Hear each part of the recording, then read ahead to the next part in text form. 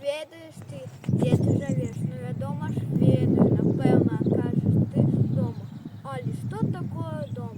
Правільна, гэта кватэра ці хата, дзе ты спіш, ясі, гуляеш, глядзіш тэлевізор, гэта твой дом. Там яшчэ жывуць твои мама, тата, брацікі, сястрычкі. Там у цябе шмат цацак і кніжак. Але вось ты з татам і мамай паехаў у іншы горад ці вёску. Значыць, твой дом не толькі твая кватэра, але ўвесь Мінск, цэлы горад. А нехта жыве ў вёске, значыць, яго дом цэлая вёска.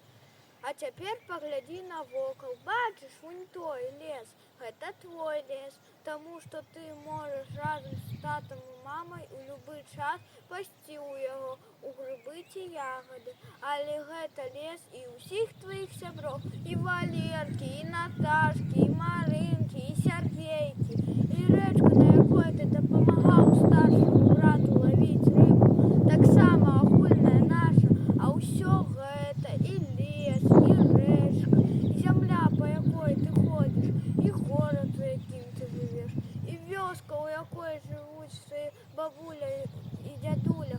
Усё гэта разам называецца адным словам радзіма.